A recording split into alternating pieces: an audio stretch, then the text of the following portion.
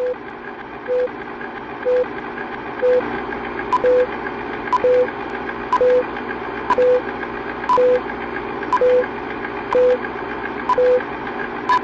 probably don't know it, but Sir Francis Bacon invented code. The same kind of binary code that's used in computers today to create graphics like this. Well, the world's leading Shakespeare Baconian Peter Dawkins explains it all to us from the point of view of how and why it was all created in the first place. So here he is, back by popular demand, part 2. And I'm so happy to welcome you today, April 25th, and to be introducing once again my dear friend Peter Dawkins, who has graciously come back for part 2 interview. We left off at the end of Bardcast 12, you'll remember, and we've had so many requests for him to come back and talk more. So here he is, my dear friend. So happy to see you, Peter. How are you? I'm very well, thank you, Alan.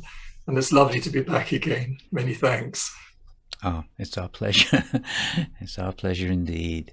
So without further ado, I think it's important that we just catch everybody up, because there's such a lot to go through in this. We may end up, as you and I have spoken about, doing part 3, part 4, whatever. People will be thrilled anyway to get more and more wisdom from you on this deep subject. So there's a lot to cover. So I will go straight to where we were at the end of Bardcast 12. For those of you who did not see it, go back and check out Bardcast 12. They're archived on the website, tobeornotttobe.org, and also on our YouTube channel. So at the end of Bardcast 12, I had introduced something about the end of Merchant of Venice, which was very interesting, because it's a strange anomaly that play ends with something that seems to be a complete non sequitur. The whole play is about, really centrally, Portia and Bassanio's love, and you'd think it would end with Bassanio talking about the ring that he gave to Portia, but it doesn't. It ends with the sub characters Graziano and Nerissa's ring. It's very strange. So I had shown this, and I'm just going to recap it very, very quickly. So here we are. The very last paragraph of the play is here. So saw as keeping safe Nerissa's ring. Well, as I say, that's very strange. It's almost bad writing, really, for a play. But it might have something to do with this prior argument between Bassanio and Portia over where the ring went. It's this very central part of the play, where capitalized we see the ring, 10 times. So Peter will have something to say about that, I'm sure.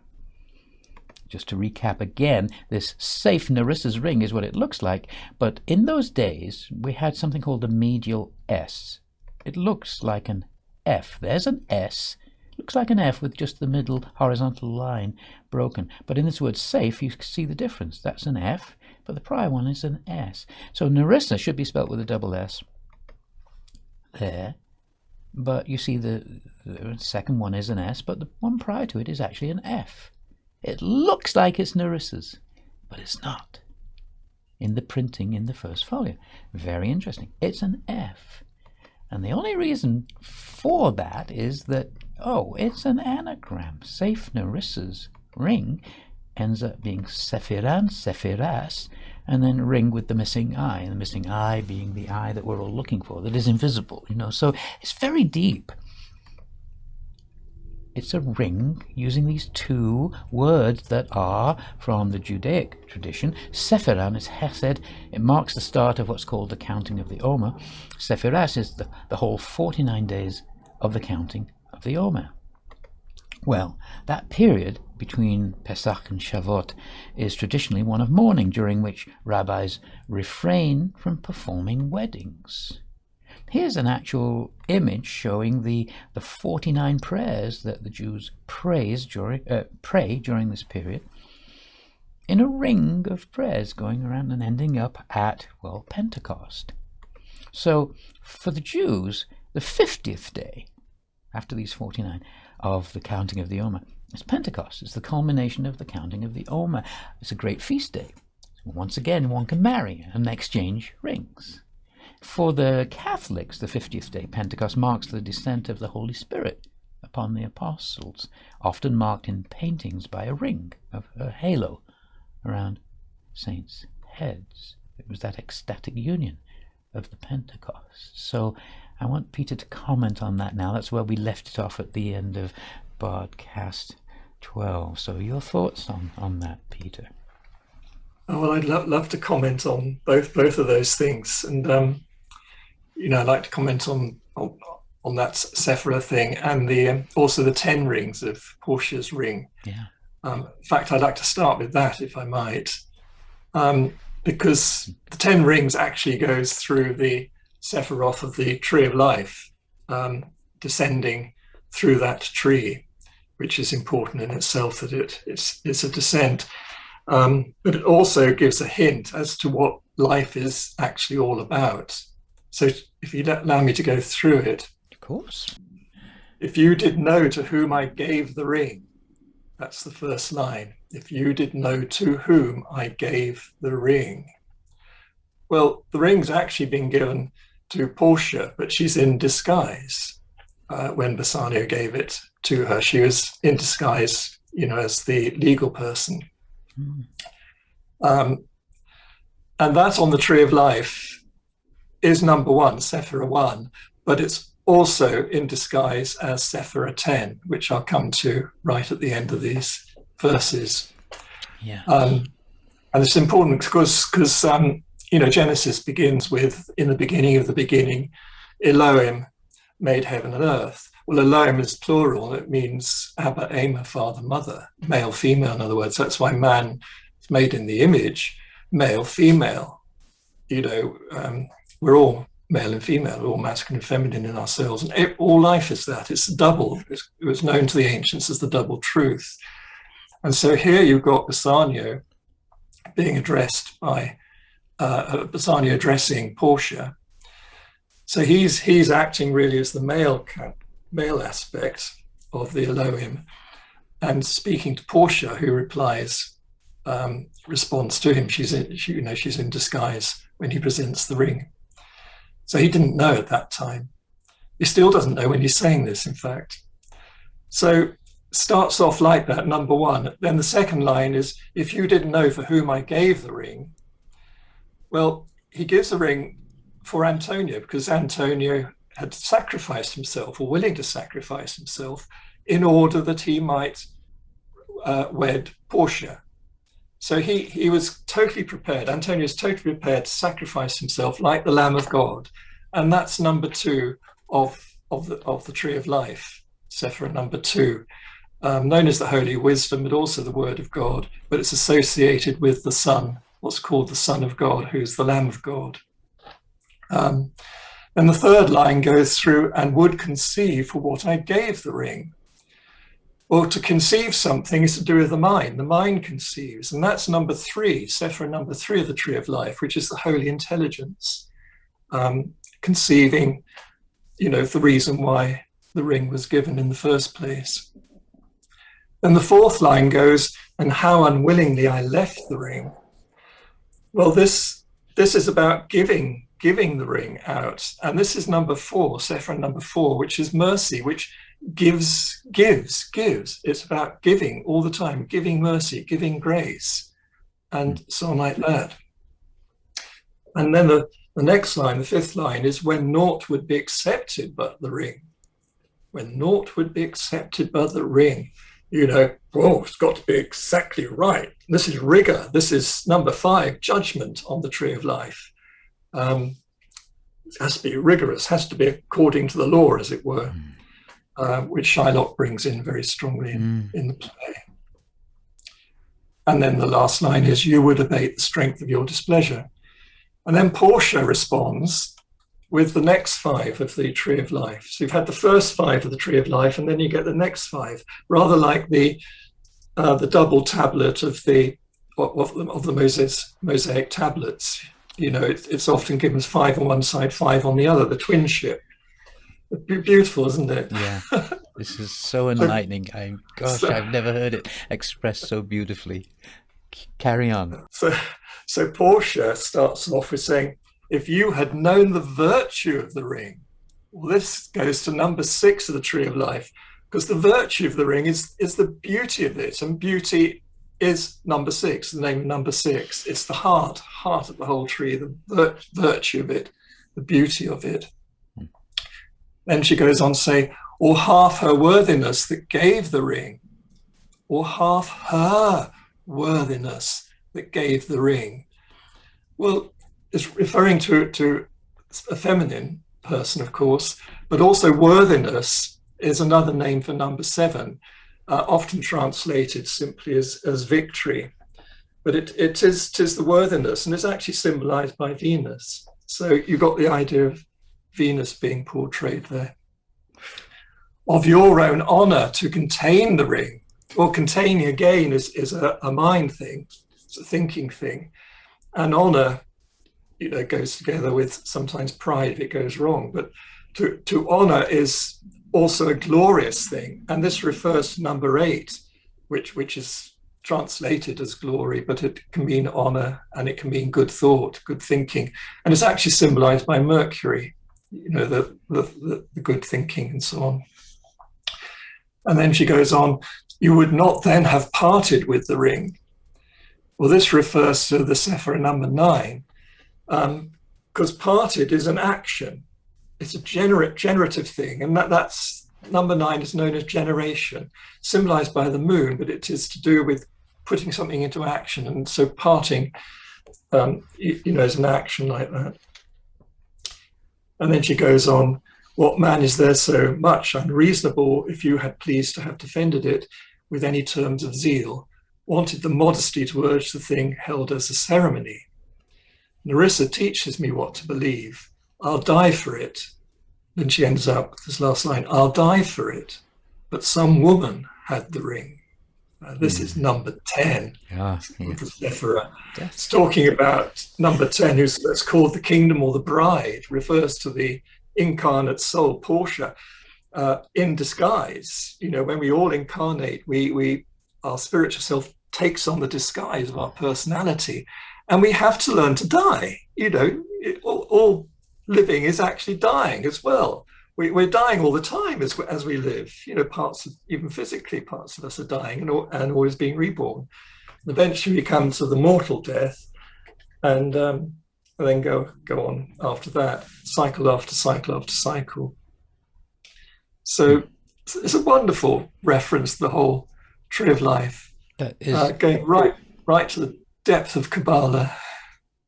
Absolutely beautiful. And when you see the Sephiroth and the Tree of Life alongside that explanation, that's incredible. Thank you, Peter.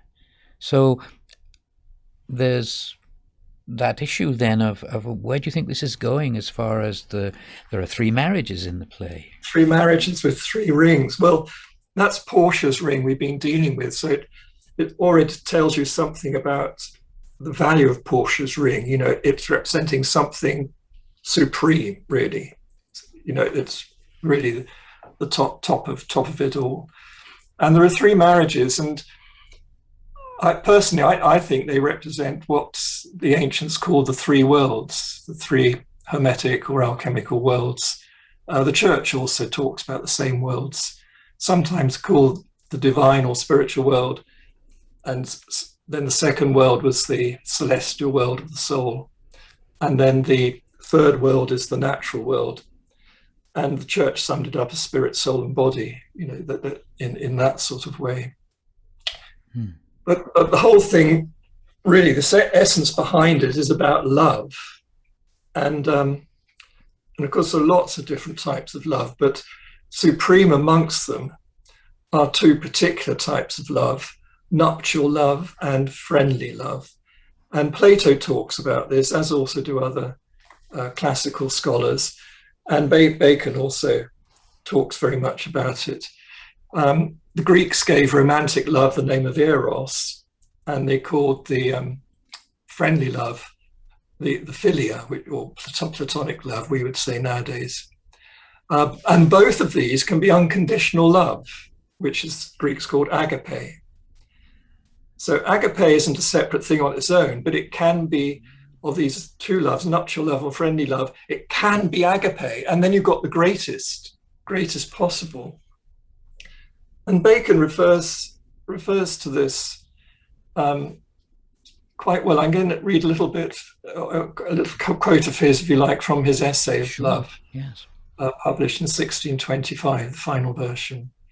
So the end of it, he says, there is in man's nature a secret inclination and motion towards love of others, which if it be not spent upon someone or a few, doth naturally spread itself towards many, and maketh men become humane and charitable.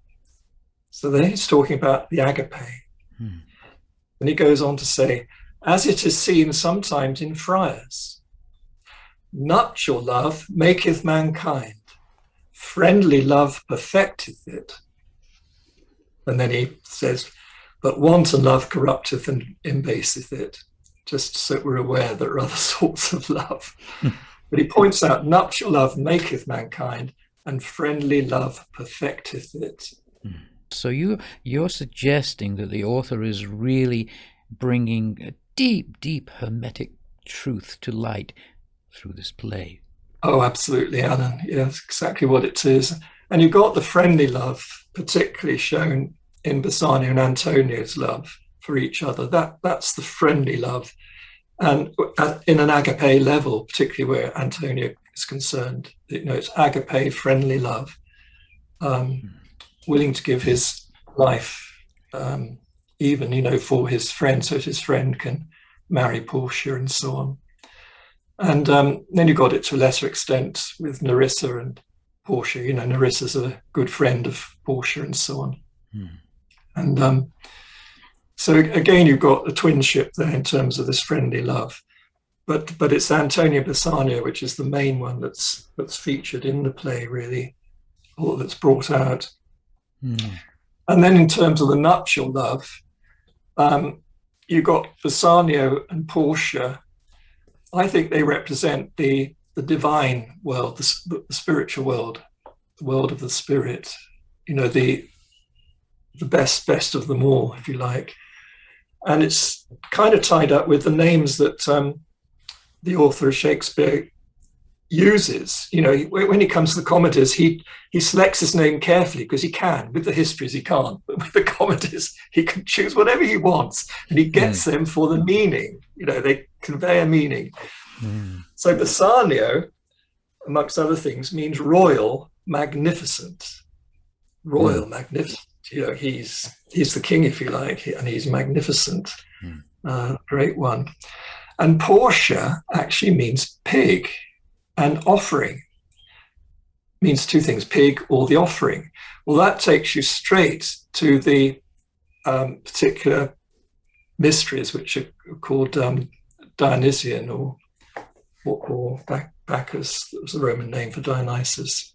And I'll go into this a bit later on, because this is a real key to the whole work, really. Then you got Gratiano and Nerissa with their nuptial love and wedding troth. Gratiano means grace. Nerissa means sea nymph. Well, the celestial world, second of the worlds, is the world of the soul, and was related alchemically symbolized alchemically with the element water. So the divine world is the air and fire, but the celestial world is the water level. So sea nymph is very, very appropriate for that. Yeah. And then you got the third couple is Lorenzo and Jessica, representing the natural world, symbolized by the alchemical earth. Lorenzo means laurel crowned, and Jessica means God beholds. Well, laurel crowned, immediately brings you down to earth with nature, doesn't it? Yeah. Sort of, with the laurel, but laurel implies, he's a victorious person, and he's chosen Jessica, who also chose him, and her name's special. It means God beholds, And the ultimate of what we can achieve, it's always said when we're incarnate, is to behold the truth, to see the truth, to see it, not just intellectually, but to know it, see it and you know it. You see God face to face is another expression for it. And to see, God beholds. And we have to be incarnate and go through all our process of life on earth in order to achieve this amazing thing. So it's another name for it is illumination. Wow. And of course the laurel represents that as well. So that's how I think those three work in it. Now, an interesting thing about, their exchange of rings and so on, and then there's a few references to considering themselves married, as husband and wife and so on. And yet there hasn't been a wedding per se, as far as we know. Well, most people nowadays don't know that until the late 17th century, a vow between a couple to be husband and wife and the giving and receiving of rings before credible witnesses was called handfasting. And gifts were usually exchanged, and usually a ring or rings. And there had to be witnesses, but the witness didn't have to be a priest or anything like that. It could be anybody as a credible person. And it could be done anywhere. Be done outside, inside, didn't matter. But it was considered a legal marriage in English law, which a church wedding would later solemnize or bless. So the marriage per se, legally, didn't take place in the church. The church was there to bless it or complete it, if you like. And what period was this, Peter? You're talking about when hand fasting was a tradition? Right through the medieval period until the late 17th century. Really? So in the time that this play was written, it was hand fasting. It was the way it was done. So by exchanging rings in front of witnesses and saying, I want to be your husband, I want to be your wife, and so on, that was considered legal. That was the legal marriage. But there were two options about it. Two types, if you like. There was the definite marriage, when you exchange rings like that as a hand fasting, definite hand fasting. There's also the possibility of a troth, what they called a troth. And this was, I want to marry you, but we'll wait until the church wedding. And in that time, if either of us want to not get married after all, after we got to know each other a bit more, we can still cancel it. So there's still that possibility. To bring that back around full circle, one might say, how does that come back to why does Shakespeare deliberately leave this enormous clue at the end about Nerissa's ring? Well, that's it. You see, that's it. You've got to wait to really conclude the marriage for Gratiano and Nerissa. They obviously hadn't made the full hand fasting that made them absolutely married and so on. So they still had a chance to get out of that marriage before the church wedding. Unless, of course, they had sex with each other. If they consummated it, then that was taken as a definite thing. You couldn't get out of it then. Well, while I live, I'll fear no other thing so sore as keeping safe Nerissa's ring. There's Gratiano. He really wants to be wed to her forever. Please don't walk away from me, he's saying. Wow. Yes. So he knows. Because they both have this sort of fake fight at the end, don't they? The women are having it over on the men, really enjoying the fact that they've pulled the wool over their eyes, right? And having this joke, and you must have been unfaithful to me, and they're having them on, But it all seems to want to come to fruition at the end, and peace and harmony, and we've assumed that there's three marriages. So, wow, you've brought a lot of light to that. That's amazing. And so there's one other ring, though, isn't there? There's the turquoise ring. How do you between layer? Well, the three rings also relate to the mysteries, really, as they were practiced, and what's not known so well is the Judaic, what they call the Judaic mysteries, and so on, are actually mostly as practiced are what were the lesser mysteries of the whole Hebraic mysteries, and that the original Hebraic mysteries were the same as the Dionysian mysteries, and this is not understood so much. Abraham and Sarah, when they came down from Mesopotamia, from a place called Haran, that was a great center where a form of the Dionysian mysteries were practiced, and they were high initiates of these mysteries. And the Dionysian mysteries is always teach you that God is love. Love God, love each other. So when Jesus was teaching, he was teaching the higher mysteries to his disciples and trying to teach the Pharisees and Sadducees too, saying, this is the real teaching. This is the real teaching that Moses tried to give you, which you rejected on Sinai, except for the elect few. The rest of you all rejected it. So therefore you got the lesser mysteries to go through. You've got to be very pure, utterly pure, and be strict in what you do and so on like that. Yes, yeah.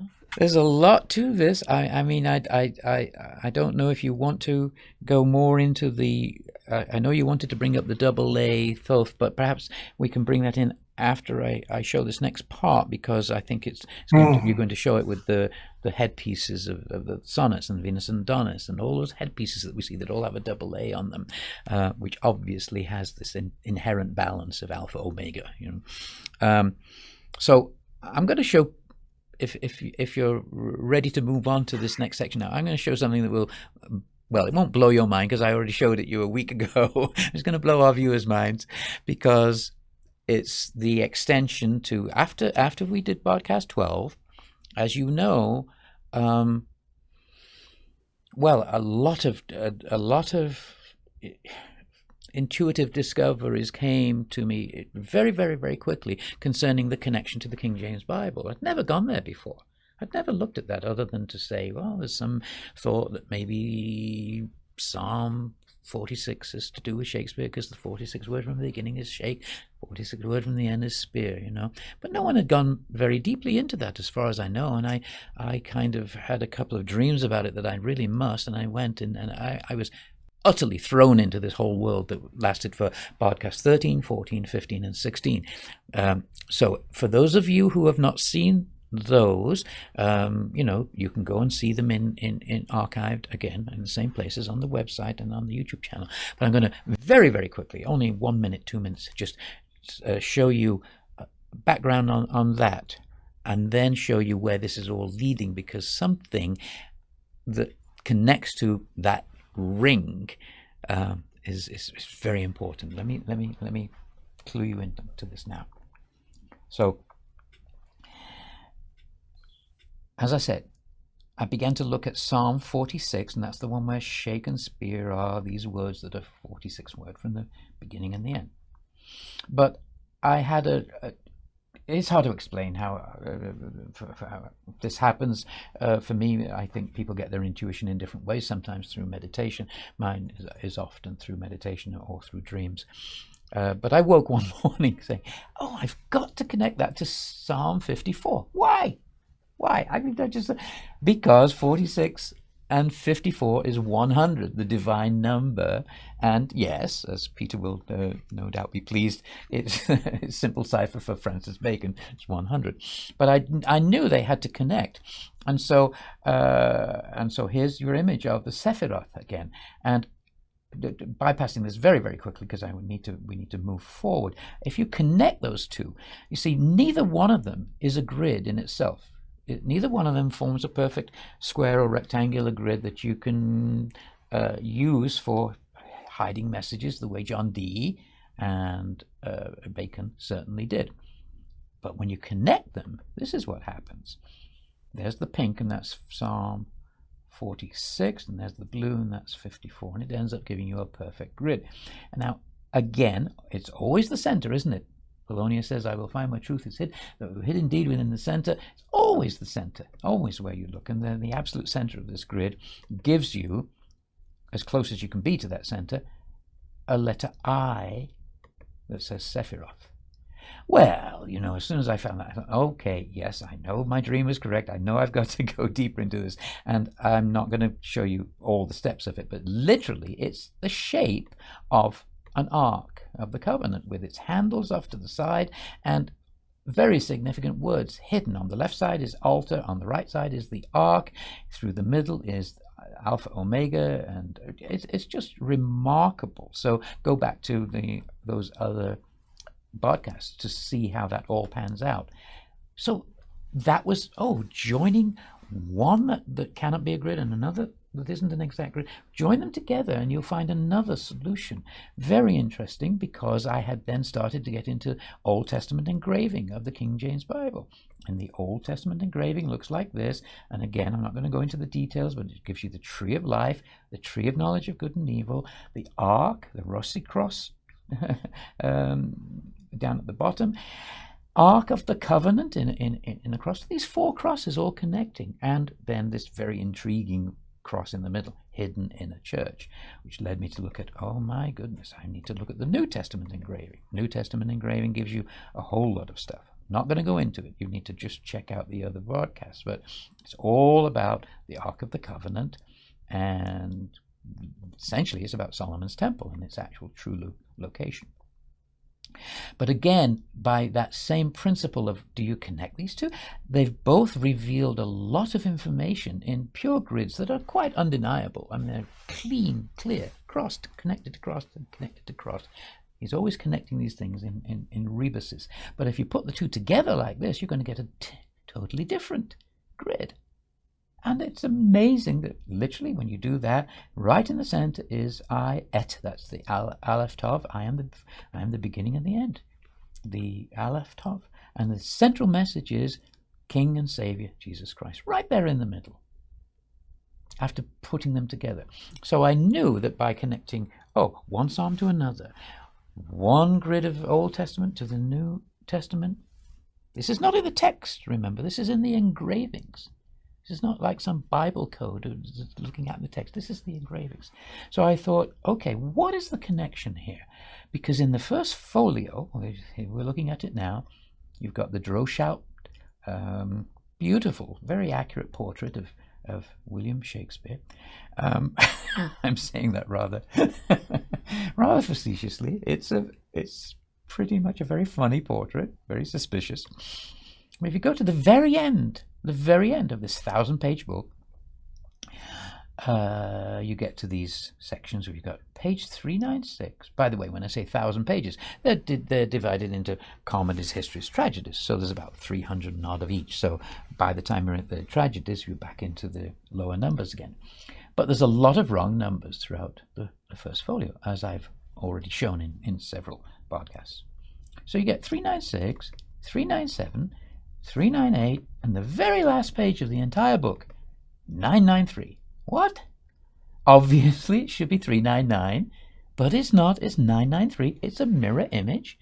And so for years, I've accepted that as, they're telling us mirror image. Malvolio says, MOAI, this way my life, and it really means IAOM, this secret Freemasonic password, a Rosicrucian password. So mirror imagery is very, very important, and I'm sure Peter will have more to say about that later when we talk about Bacon's signature and all of that. But you've got mirror imagery, but it should be 399. Only now did I begin to suspect, wait a minute, I wonder what that jump is about, because I've looked at every single wrong page number in the folio, and they are all clearly hints at codes, all of them. So this one is a jump, and it tells you at the very top line there what's going on. The soothsayer is asked about this. It says, and I think it's posthumous. It says, let him show his skill in the construction, which sounds like, that's interesting. Show his skill in the construction. We're looking at a mathematical thing here that looks funny. Maybe there's some skill in this construction.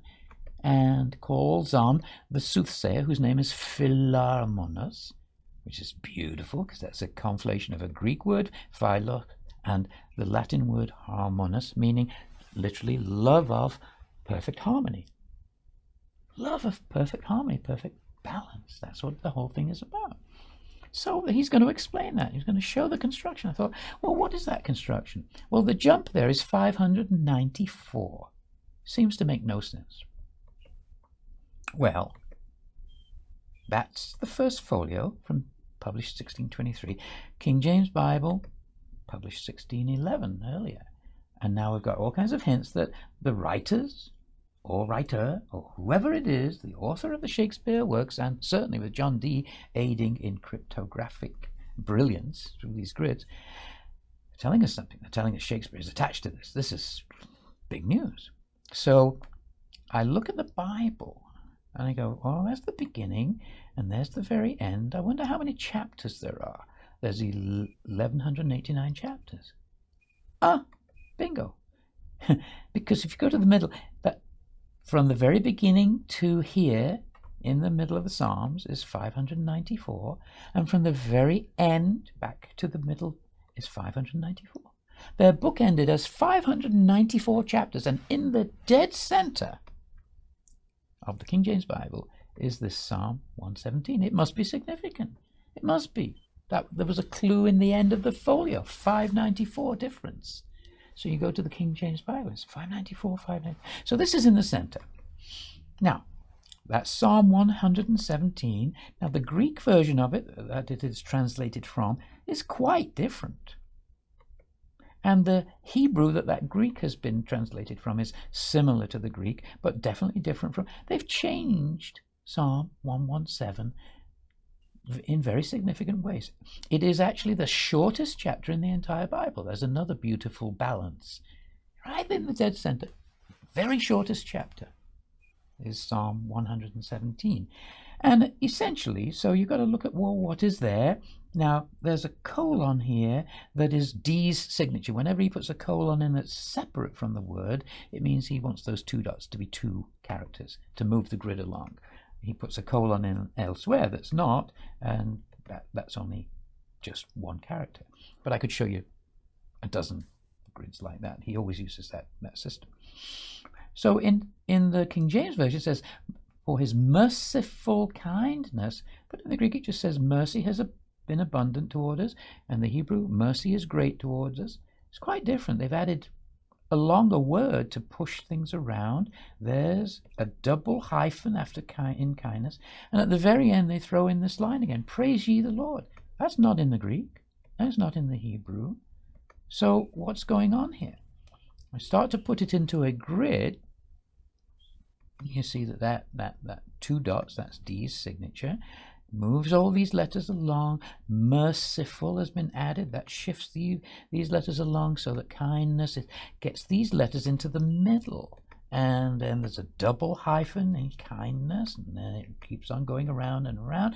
And you see that pushes, these are the words that are in the Greek and the Hebrew, is great, pushes those into the middle, but they only end up in the middle because he's added praise ye the Lord.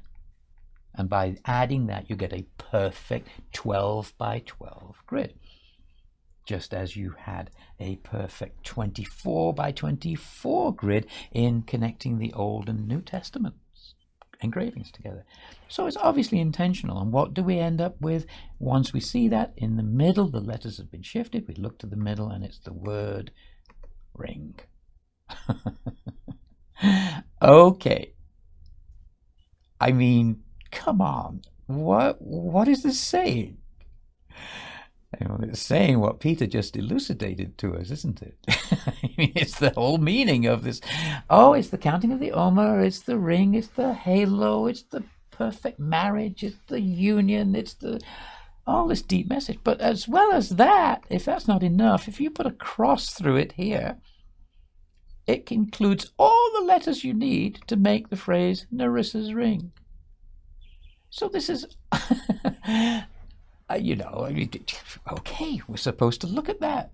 And if we're supposed to look at that, maybe we're supposed to then figure what that means, the 10 rings, because you're going to see, well, that's a very peculiar ending to the play. So in the King James Bible, in the center chapter of the King James Bible, in the center of the center chapter in the King James Bible, Nerissa's ring. So, Peter's going to comment, I am sure, on this one word that is in a different font. You've got 32 words in this Gothic font, but then this other one, endureth, and that's a 33rd. That makes it 33, which we all know is significant. 33rd level of Freemasonry. So I'm going to turn it over back to Peter again to talk about that. Here's just a picture to clue you into, I think, something he's going to include, I'm sure. Here's John Dee. Here's Francis Bacon. John Dee passing the mantle or the light.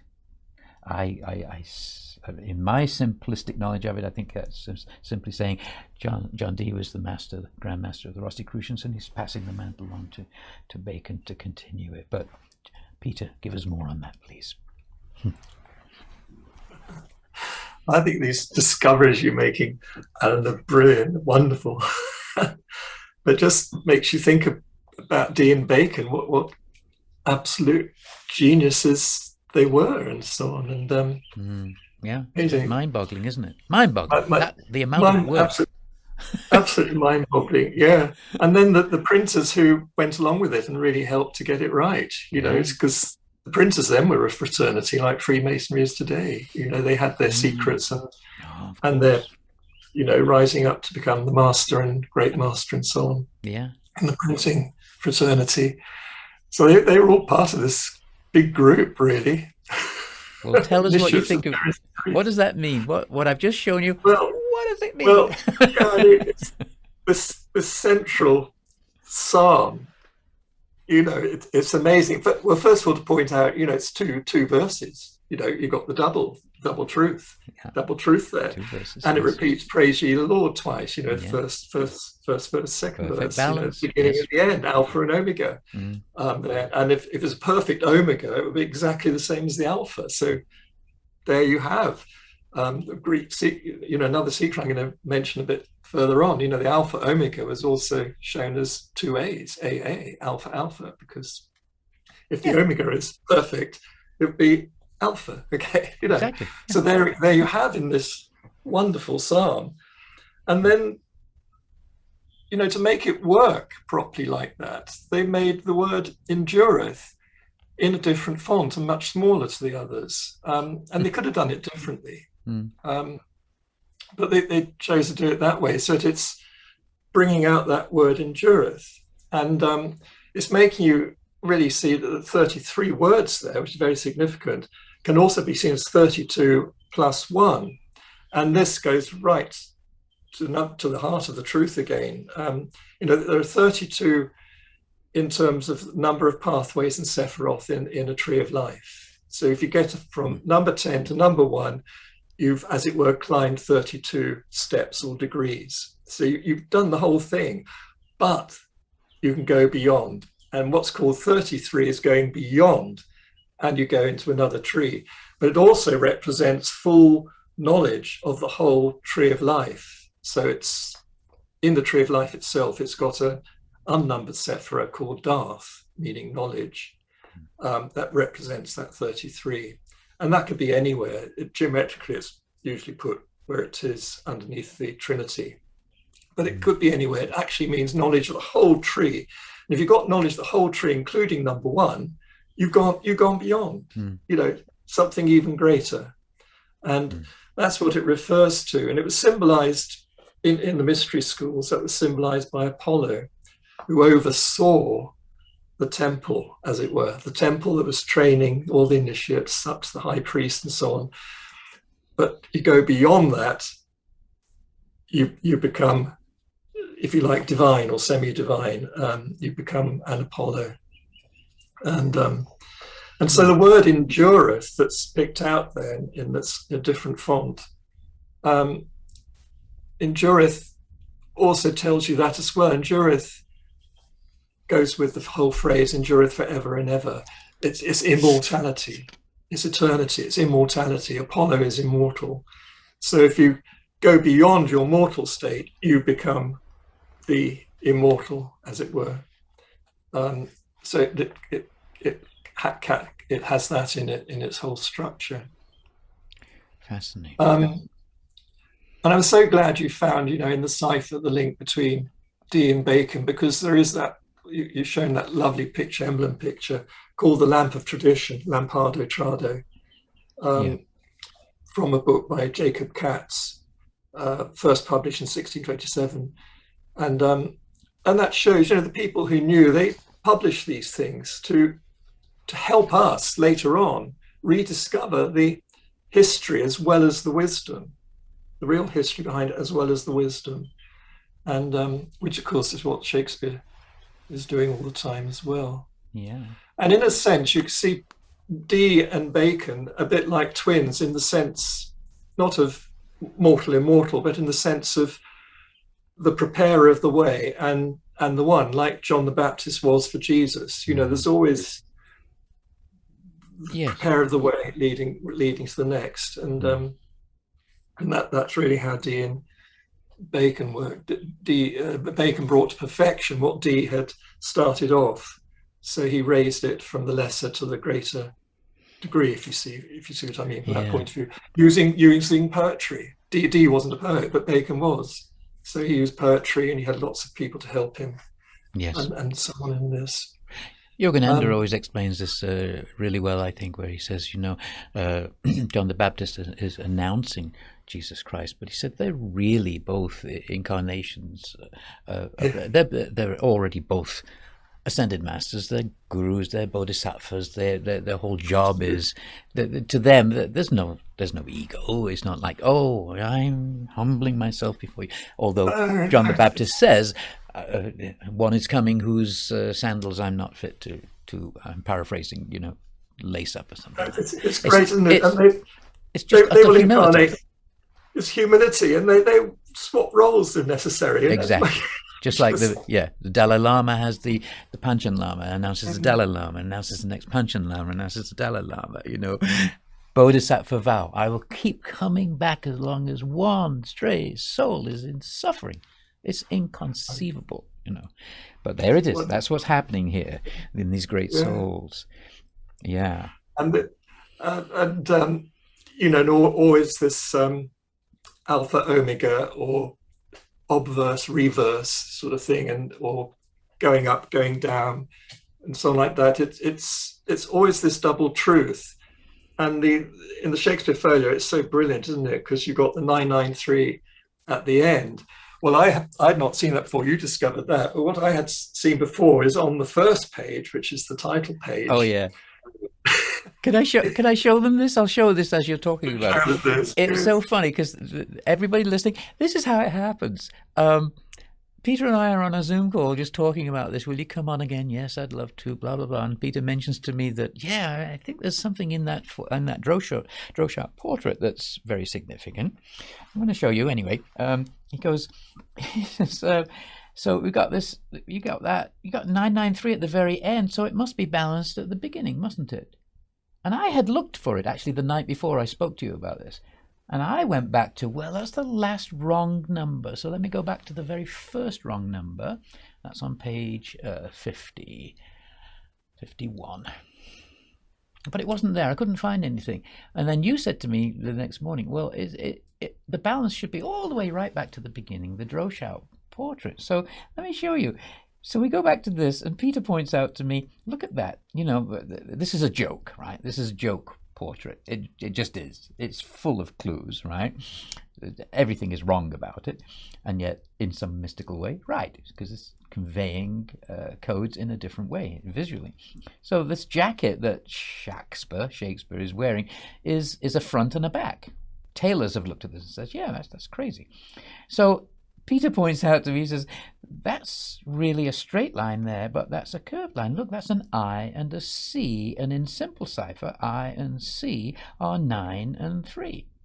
And he's telling me about this, and I go, yeah. And I saw, and probably Peter had already seen it too, I don't know, but I said, but look, there's a straight line right down the buttons in the middle there. That's another I, so look at what they've given us, 993.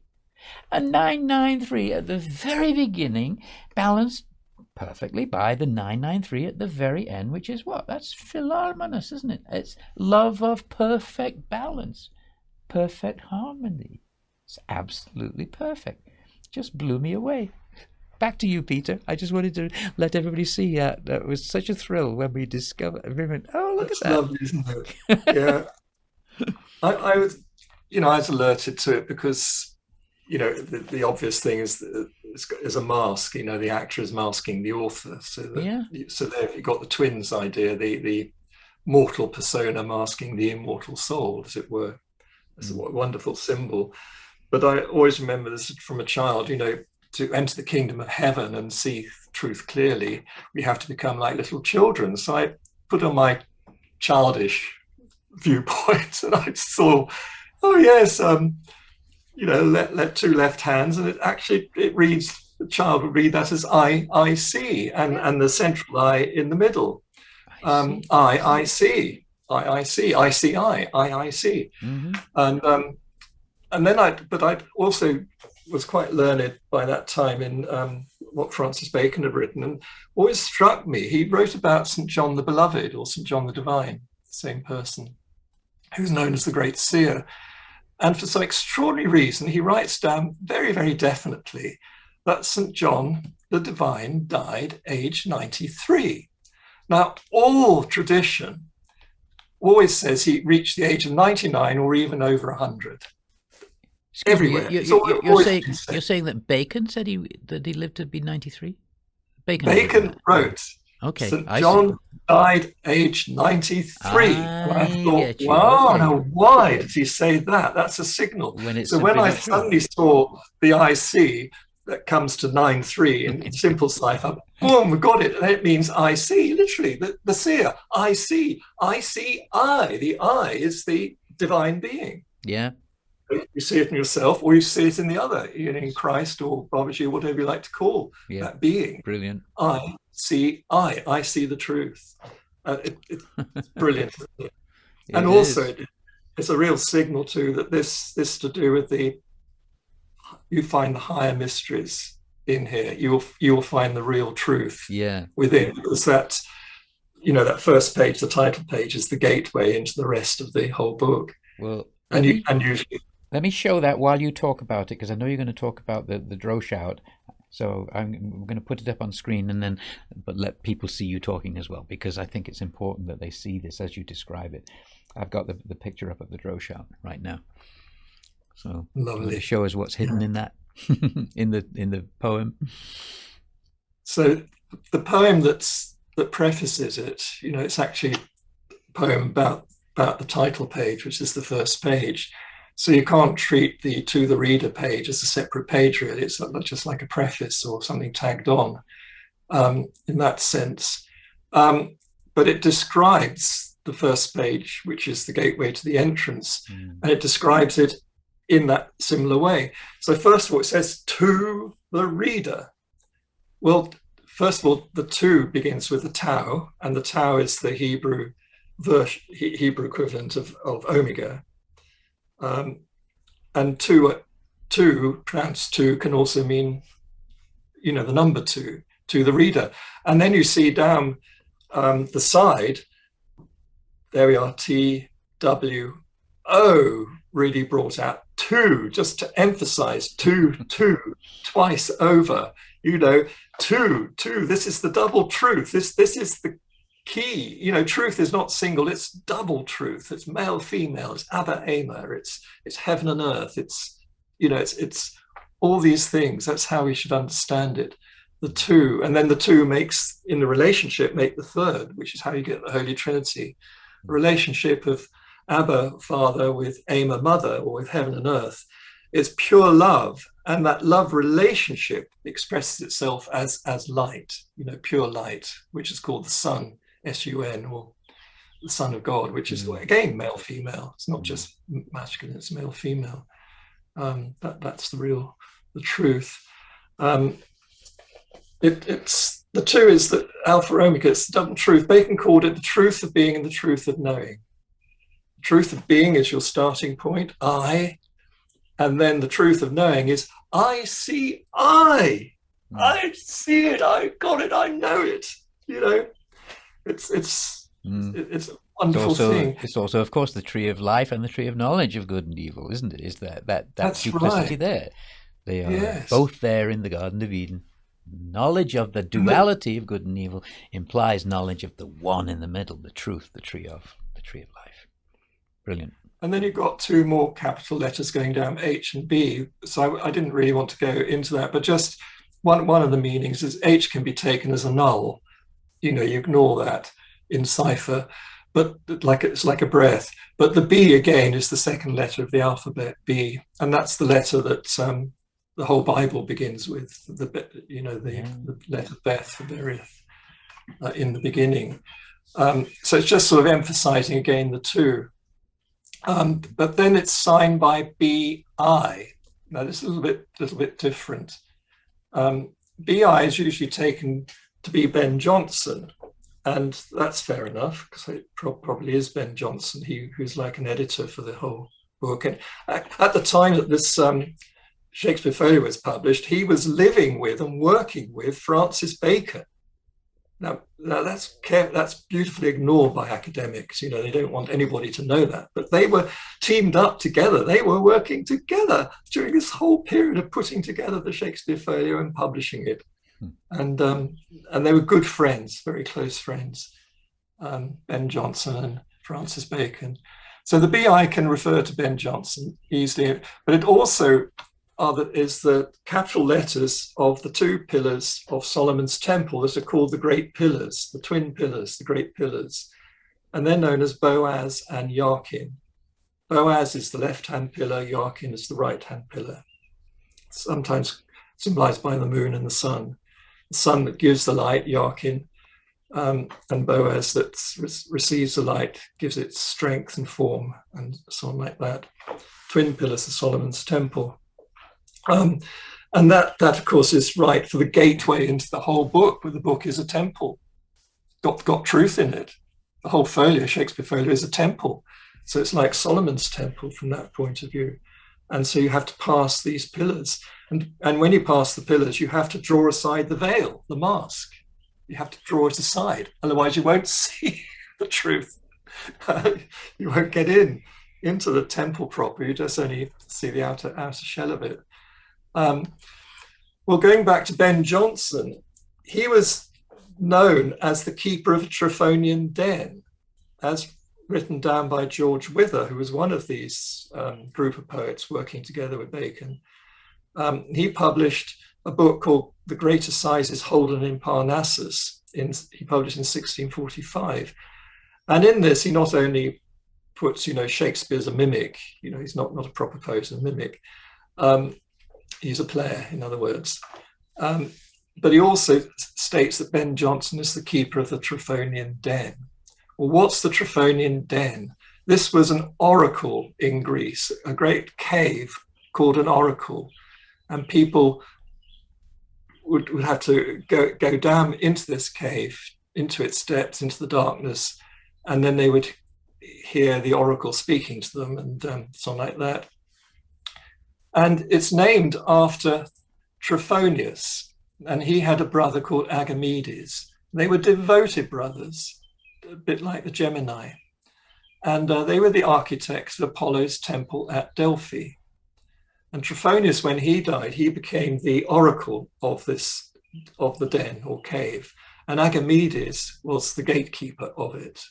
So it's a temple to Agamedes at the mouth of the cave before you entered into the cave itself. They're architects of Apollo's temple. Trophonius is a bit like Hermes Trismegistus or Mercury.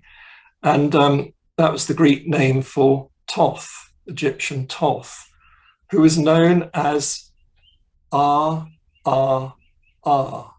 great, great, great. And the R spelt with two A's, A. So when the Greeks made Thoth into Hermes, they called him Hermes Trismegistus, Hermes the thrice great, and so on like that. And then you got this whole thing referring to Apollo's temple. And that was exactly what Bacon's plan was to do, to build a temple of light in the human mind, Apollo's temple or Solomon's temple rebuilt. And actually Francis Bacon was known in his lifetime as Apollo. He was known as the leader of the choir of muses and their disciples. And he refers to himself in his book New Atlantis as Solamona, which is another way of spelling Solomon, but it's spelt Sol-a-Mona to give you the idea of sun and moon. And that's the Gemini again, the twin pillars, the Gemini. Now, interestingly, the Gemini is really a key to the whole Shakespeare play. So it's not by chance that the Shakespeare monument at Stratford-upon-Avon in Holy Trinity Church has two Gemini statues right at the top of it, just so that you can't miss it, really. Got the twin pillars there, the great pillars, Jachin and Boaz, and you've got the Gemini above them, just to emphasize what that all means. It's brilliant, isn't it? It's so well done. Yeah. Whoever designed this, and well, we know who designed it, but we don't know who all the craftsmen were. And then in the Shakespeare works themselves, there are three main parts of them. There's the poems, there's the sonnets, and there's the plays themselves, three different types of poetry. And when they were published with the Gemini shown in headpieces. Well, first of all, the Gemini, sons of Leda and Zeus, who is the swan, they were born out of swan eggs. And there was one was immortal. He had an immortal sister. They came out of one egg, and out of another egg came the mortal Gemini, and he had a sister too who was mortal. But the two brothers, one called Castor, and he was the mortal one, and the other called Pollux, and he was the immortal one. They really loved each other. They were great, great friends. They went on huge adventures together, always helping each other, had a deep, deep love. But then Castor made a mistake, a bad mistake, and as a result, he died. And Pollux, he was heartbroken. He really loved his brother. So he went to Zeus and said, look, I'll give up my life. I'll give up my immortality if you'll bring my mortal brother back to life. And Zeus, who knew their love was so strong, he said, well, I'll do more than that. I'll bring him back to life to make him immortal, but I'll give you both the gift of being mortal immortals or immortal mortals. And that's the same thing as Son of Man, Son of God. The two things together, exactly the title given to Jesus, Son of Man, Son of God. So both of them were brought to that level. And that's the fulfillment of the Gemini story, really. It's wonderful, isn't it? It's so wonderful to hear you elucidate it this way, Peter. I mean, I don't know anybody that can absolutely... I mean, I remember when I first started reading your books, when I first met you years ago. I don't know, it's been 12 years, something like that. And I told you this at the time. I'm flying back on a plane. I'm reading your books, and I always mark up my books because I want to be able to look back and say, oh yeah, that bit, that's good, and that's good, and that's good. And I found on the plane that I'd marked almost every paragraph, so there was no point in marking anything anymore. It was like, this is just stupid. I'm marking everything. Oh, I must remember this. I must remember this. I must remember this.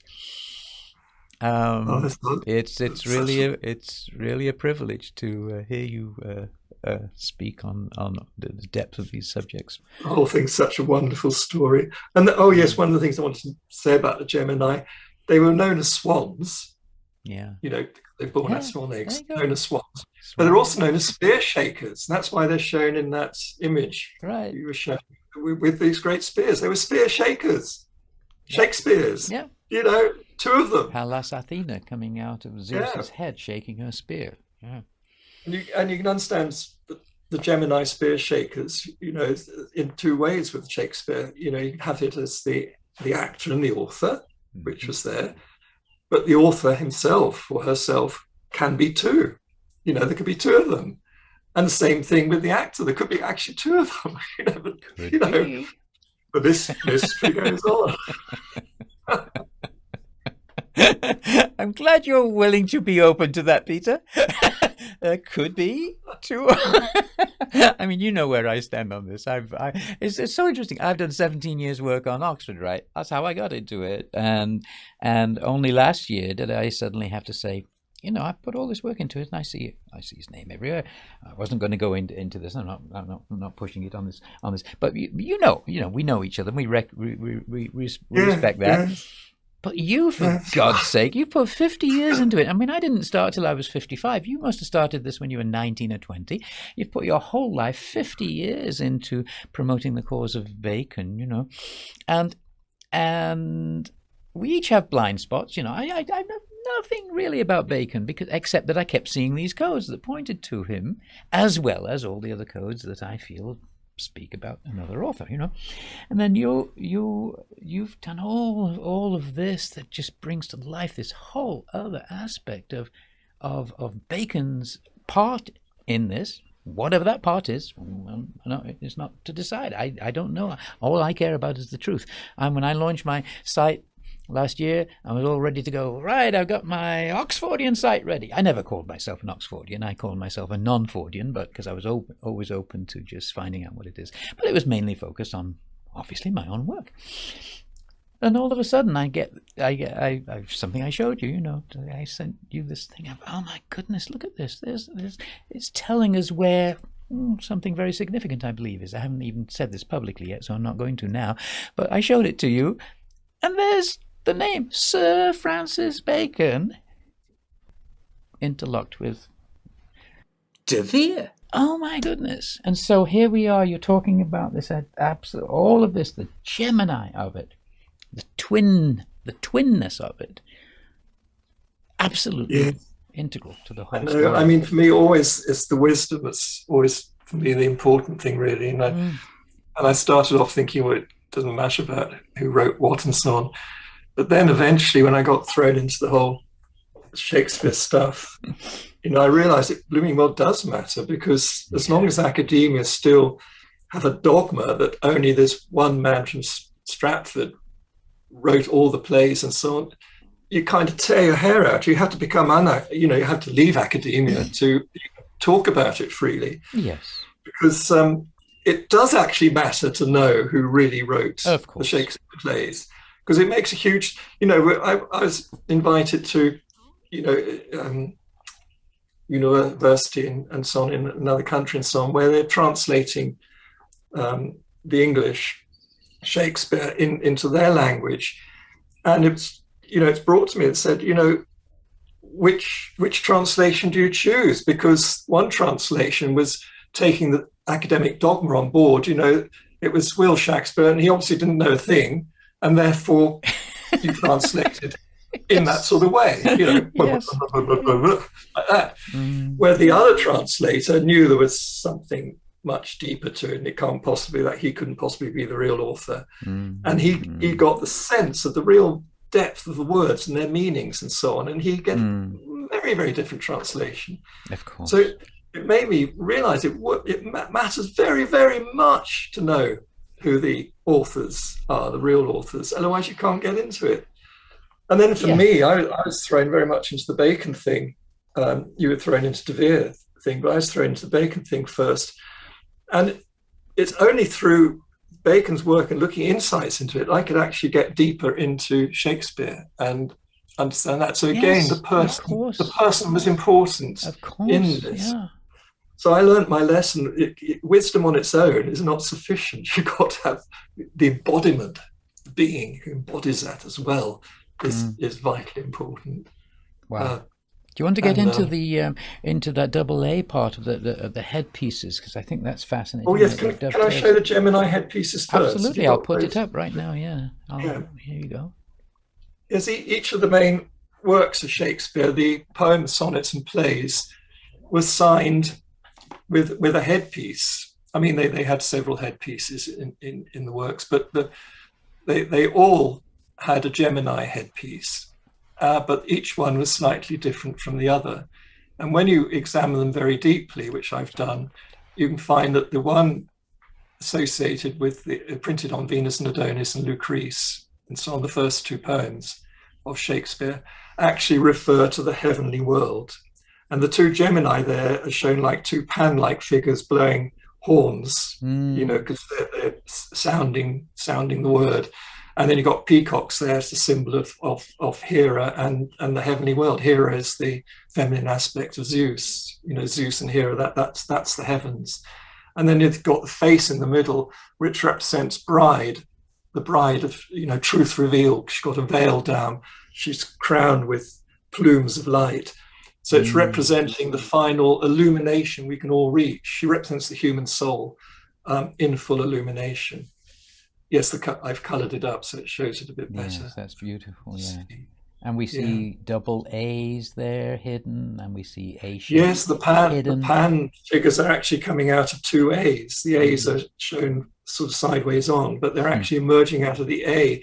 And the A represents Thoth, and Thoth means truth, the double truth. Yep. A truth of being and truth of knowing. So one side, the right-hand side of the picture is on your left as you look at it. Yep.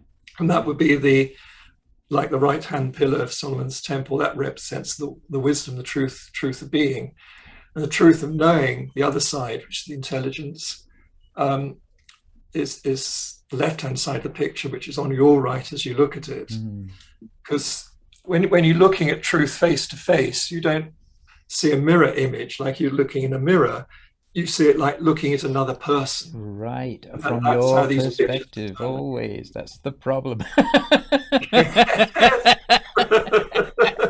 I'm only seeing it from my perspective. In other words, you have to reverse these things, There's that Robert Burns poem, that God had the grace to give us to see ourselves as others see us. Right? That Robert Burns poem? Had he only given us the ability to see ourselves as others see us, what a gift that would be. We wouldn't like it, of course, but it's because you're right. When we look in a mirror, we don't see ourselves as others will see us. We're back to front. The middle headpiece on this is to Shakespeare's sonnets.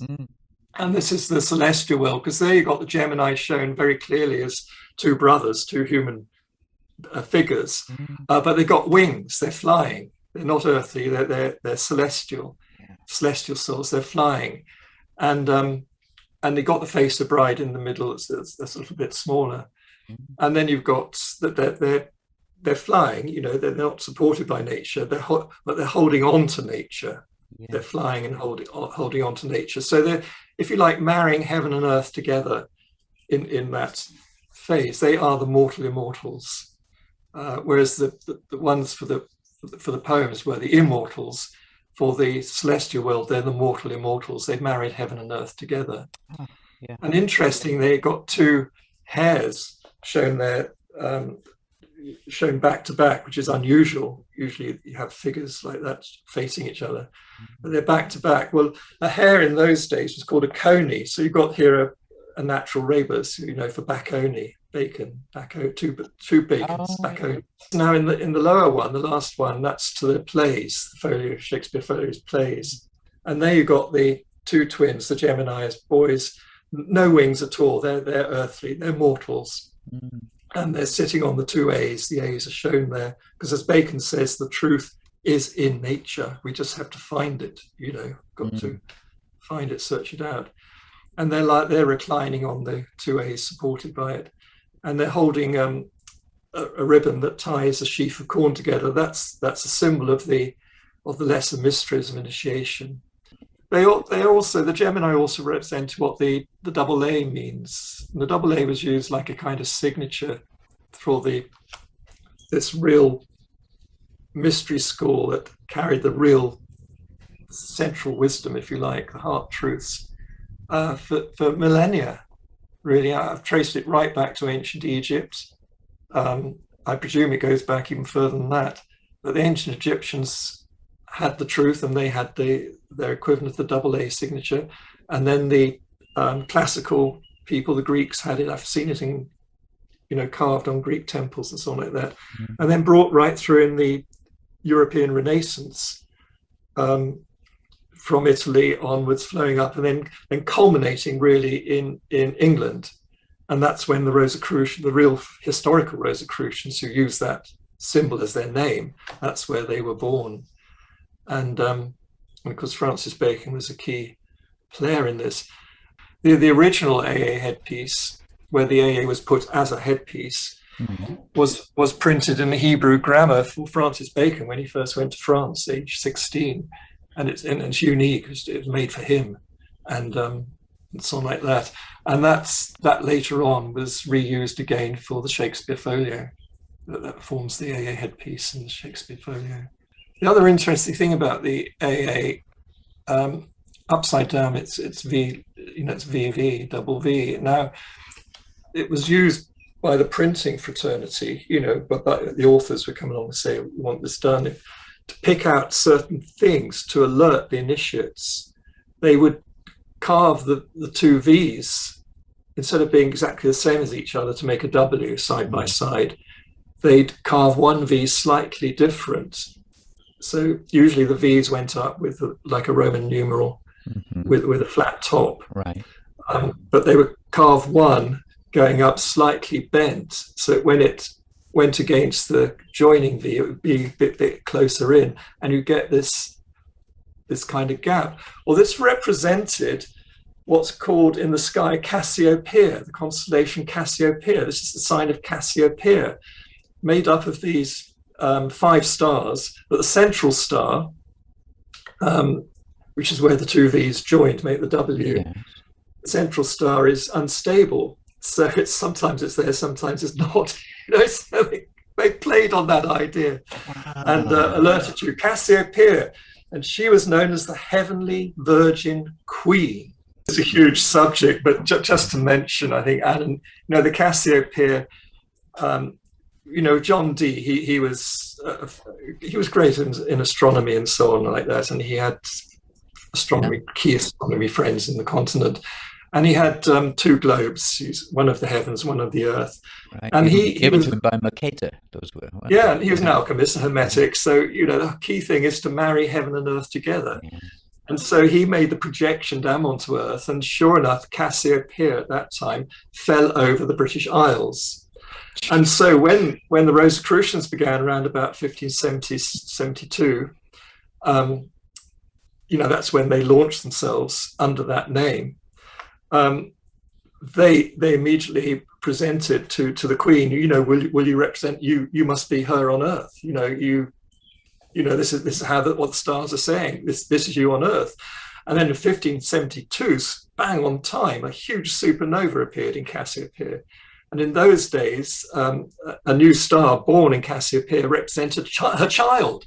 She's got a great child manifesting on earth somewhere. Where is he? Where's his child? And then later on, just before Shakespeare work began, 1592, 2 twin stars, nova this time, not supernova, but 2 of them near each other appeared in Cassiopeia, the sign for the Shakespeare work to begin with the Gemini twins.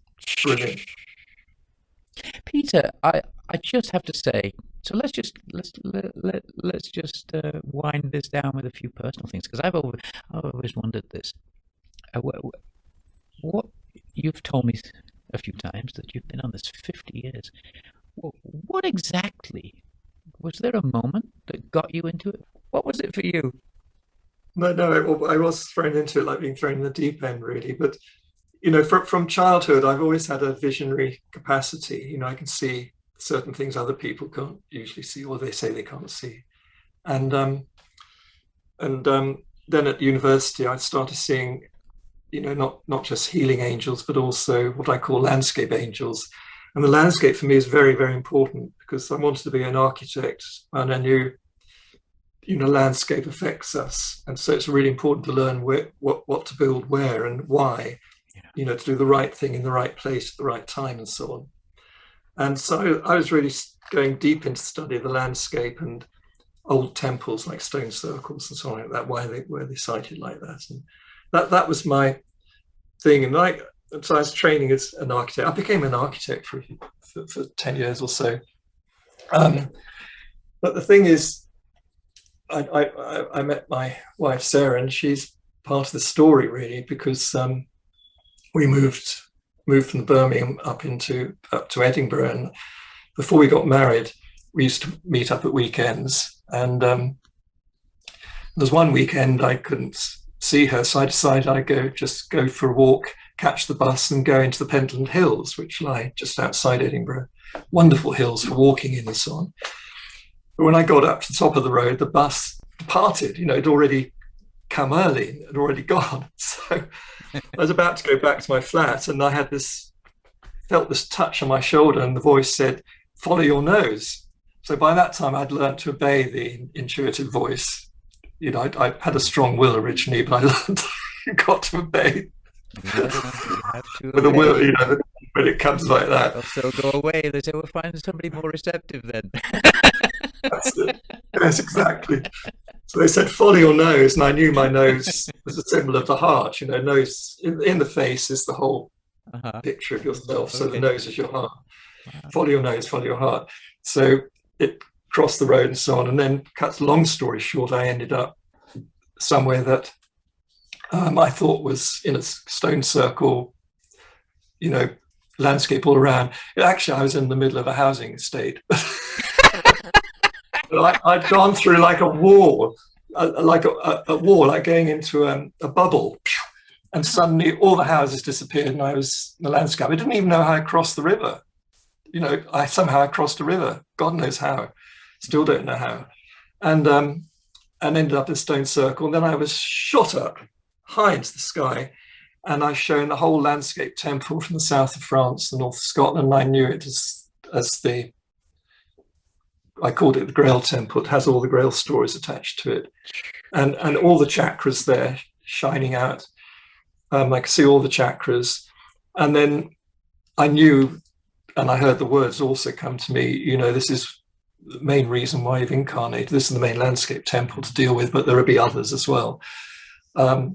And then I was taken up higher, further, and found myself in a temple on high, around a sacred flame, making our vows again for incarnation, and told I would meet the right people I'd need to meet.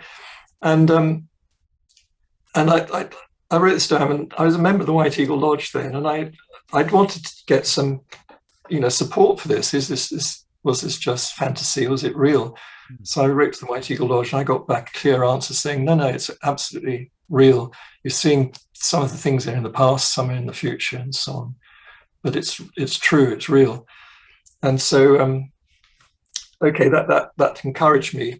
But then we got married very shortly after that, and we went on a retreat at the White Eagle Lodge and met this wonderful old woman, real wise woman.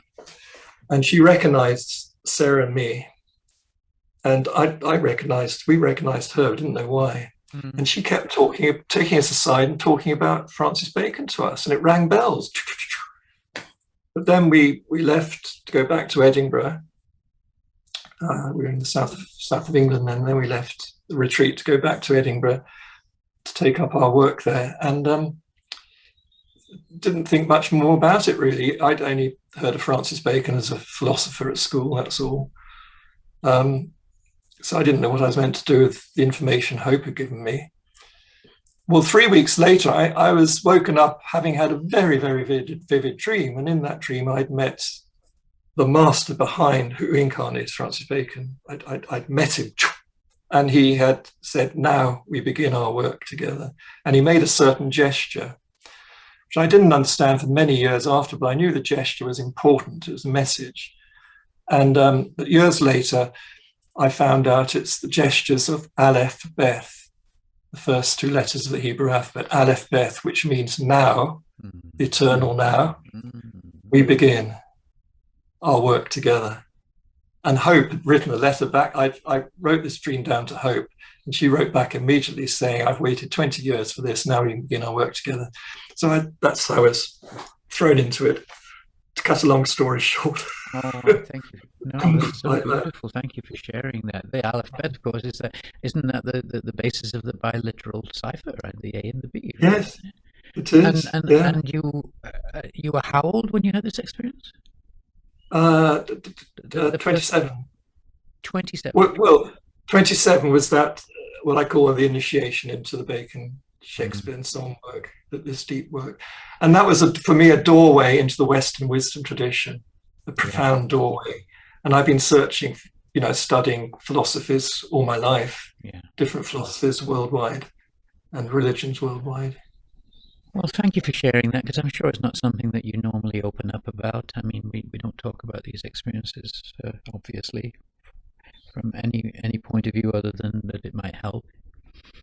And I'm sure a lot of people will be touched by that. I am. It helps to know, and it helps to hear such a clear,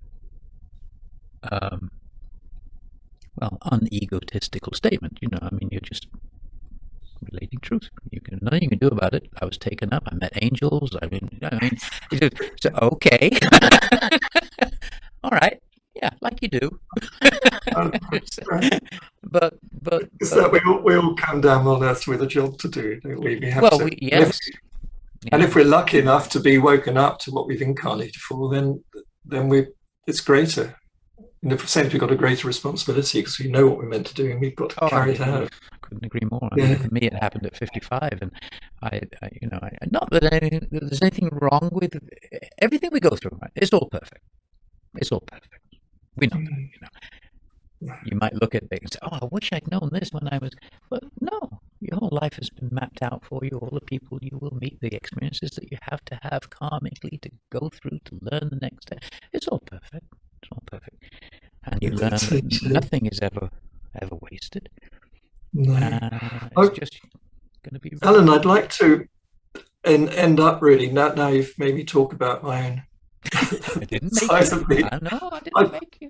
I do have this vision. Pulled it out of you. I do have this visionary gift. It's a gift. Yes. And of course, if you got a gift, you meant to use it and get it better, get it trained. So I've spent years and years training it. But some of my friends started getting married, and the ones I want to mention were very, very much in love with each other, and it's a church wedding. And as they were standing at the altar, the bride came up and they stood side by side. Their auras changed. They suddenly became pure love auras, surrounded by gold rings. Mm-hmm. Each had a gold ring of light around them. Mm-hmm. And then as they took their vow and the final completion of that vow, which was followed by the blessing, those two rings merged as one. So there's one big ring around the whole couple. And, just for that moment, fantastic moment in church. And it only happens when you've got that really good love, pure love between the couple.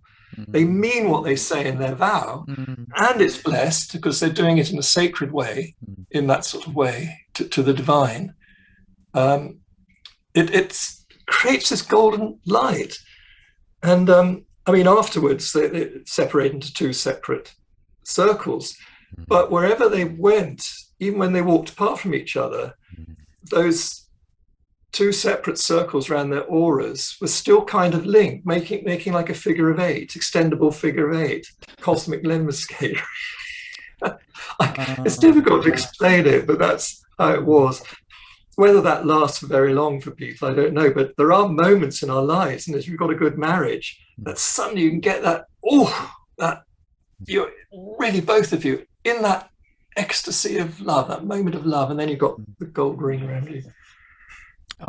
Peter, that's such that's a beautiful way to sum up what we've just been discussing. Of course, the ring and the true meaning of the ring. And had you but known why I gave the ring, it's just, thank you for sharing that. That's so beautiful. And I know that you and Sarah have such a marriage. I've seen it with you, and I don't know how long you've been married, or if you want to share that, but nevertheless, it goes back right back to that time that you're talking about when you were taken up like that. Thank you for sharing that. I'm sure everyone who's viewing this is deeply moved, and it's helpful. I hope it's helpful in some way, because we don't particularly see a lot. It's there all the time, but we're so focused on It seems these days we're so focused on the imperfection of the world and how can we fix it, and what have we got to do politically, and really all you have to do is love. As corny as it sounds. I think the best band in the world said that at one time, and I don't want any arguments from any Stones fans. Beatles are the best band. So it's just so beautiful. So thank you deeply for sharing that. We welcome you back anytime. Let's organise part 3. I think that would be perfect, because then we'd have a trinity of Peter Dawkins interviews on a future Bardcast. It's a wonderful, wonderful story. It's a fine mystery, as I think Dickens said, and we will continue it at the next time we meet. Thank you, Peter. It's such a blessing. Deeply appreciate it very much, Alan. Thank you. Thank you. See you next time. God bless. See you next time. Yeah. Bye.